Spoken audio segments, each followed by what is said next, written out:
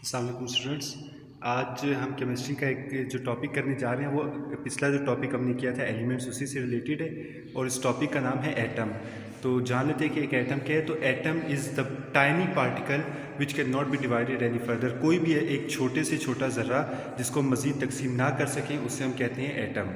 और जितने भी हमारे पास एलिमेंट्स बनते हैं वो एटम से मिलके बनते हैं। इसके अलावा हमारे पास जो मैटर यानी कि मादा की जितनी भी हालतें हैं, चाहे वो सॉलिड हो, चाहे लिक्विड हो, चाहे गैस या प्लाज्मा, उन तमाम में हमारे पास एटम मौजूद होता है। वो तमाम एटम से मिलके बने होते हैं। इसके बारे में एक थ्योरी भी है मैटर में जिसको हम कहते हैं पार्टिकल मैटर थ्योरी। तो वो पार्टिकल मैटर थ्योरी एटम से ही रिलेटेड है। इसके अलावा हमारे पास जो एक एटम का स्ट्रक्चर होता है, अगर आप यहाँ पे देखें तो एक एटम का स्ट्रक्चर जो है वो उसमें हमारे पास सबसे जो बुनियादी चीज़ है वो है उसका न्यूक्लियस। न्यूक्लियस एटम का दिल होता है, ठीक है। और इसके अंदर हमारे पास दो सब एटॉमिक पार्टिकल्स होते हैं, एक होता है प्रोटॉन और एक होता है न्यूट्रॉन। प्रोटॉन हमारे पास एक ऐसा पार्टिकल है जो जिस पे पॉजिटिव चार्ज होता है, जबकि न्यूट्रॉन हमारे पास एक ऐसा पार्टिकल है जिस पे कोई चार्ज नहीं होता।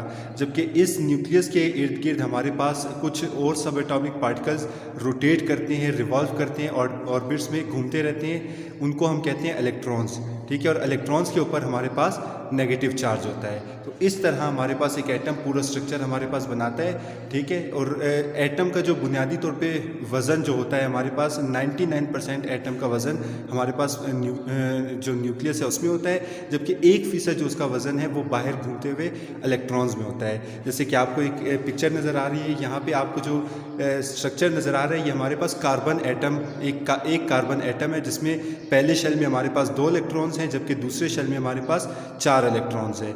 बाकी इन इलेक्ट्रॉन्स का हमारे पास क्या ताल्लुक़ बनता है और अंदर वाले इलेक्ट्रॉन्स और बाहर वाले शेल के इलेक्ट्रॉन्स का हमारे पास क्या नाम होता है, ये इंशाल्लाह आपको आने वाले लेक्चर्स में समझाऊंगा मैं, ठीक है। बहुत शुक्रिया।